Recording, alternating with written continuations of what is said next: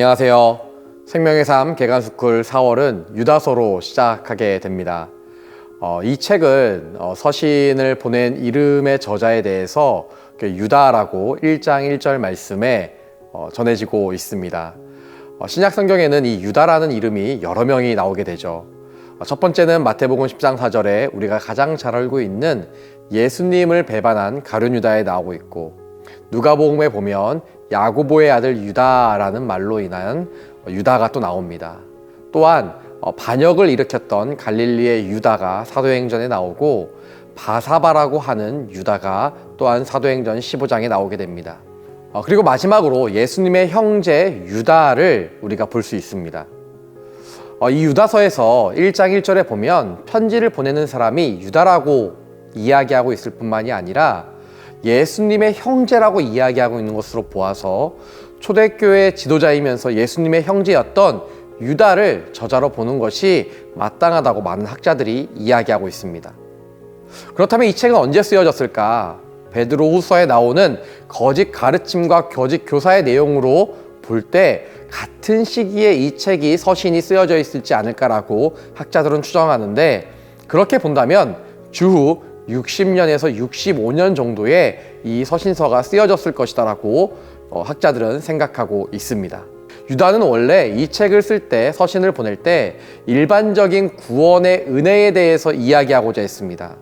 그런데 소식을 듣기로 이 서신을 쓸 때쯤에 거짓 교사로 인한 교회에 어려움들이 있는 것을 보고 지필에 대한 방향을 변경하게 되고 목적을 변경함으로 말미암아 거짓 교사에 대한 주의와 믿음을 온전히 지킬 것들에 대해서 이야기하고 있습니다. 그래서 이 유다서는 성도가 지극히 하나님의 믿음 위에서 살아가야 함을 이야기하고 있을 뿐만이 아니라 거짓 가르침을 따라갈 때 성도들이 얼마나 위험한가, 그리고 거짓 가르치는 자들을 파멸해야 되는, 이 교회에서 배척해야 되는 것들을 이야기하고 있으며, 삼위일체 하나님과의 관계 안에 있을 때에 이 모든 은혜가 있음을 또한 이야기하고 있습니다. 이 거짓 교사들, 당시에 활동했던 거짓 교사들은요, 사실 하나님을 믿는다 하면서 하나님을 믿지 않고 그리스도를 부인하는 자들이었습니다. 유다서는 이 서신을 통해서 이들이 뿌리 없는 나무와 같은, 열매 맺지 않는 나무와 같은 자들이라고 이야기하며 그들이 얼마나 악하고 그들이 얼마나 선하지 않은가에 대해서 비난하며 이야기하고 있습니다. 거짓 교사들은 두 가지 방향으로 교회를 어지럽히고 힘들게 했습니다. 첫 번째는 그들은 기독교의 은혜 교리를 음란한, 방탕한 것으로 이야기하며 소돔과 고모라와 같은 자들이라고 이야기하며 얼마나 그들이 힘들고 어렵고 윤리적으로 타락했으며 육체적인 쾌락만을 쫓는 자들인가에 대해서 이야기하고 있습니다. 두 번째는 그들은 하나님의 계시와 말씀이 아니라 꿈이나 황홀경과 같은 신비주의에 빠진 자들이라고 이야기하며 성령이 없는 자들로 하나님의 뜻을 거스르고 하나님의 권위와 교회의 권위에 순복하지 않는 자들임을 이야기하고 있습니다.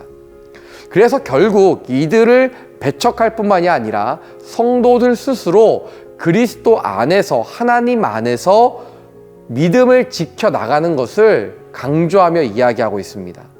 자신의 마음과 삶과 믿음을 지키기를 힘쓰라고 유다서 1장 21절에 이야기하고 있죠. 그럴 때 하나님께서는 그들에게 유다서 1장 24절, 25절 말씀을 통해, 마지막 말씀을 통해 하나님이 그들의 믿음을 지켜주실 것이다 라고 하는, 믿음의 반석 위에 설 것이다 라고 하는 하나님의 은혜에 대해 또한 이야기하고 있습니다. 유다서는 1장 1절부터 25절까지 아주 짧은 구절로 되어 있지만 하나님께서 우리의 이 세상을 살아가며 지켜야 될 믿음과 또한 믿음 안에 혼탁하게 하고 혼합되게 하는 거짓된 세상의 가르침으로부터 우리가 지키며 싸워 나가야 될 것을 이야기하고 있습니다. 그러니 2000년 전이나 2000년 후에 지금이나 하나님의 믿음 안에 서서 살아가야 되는 저와 여러분, 우리 모두의 삶 속에 주어지는 하나님의 명쾌하고도 은혜의 말씀인 줄 믿습니다.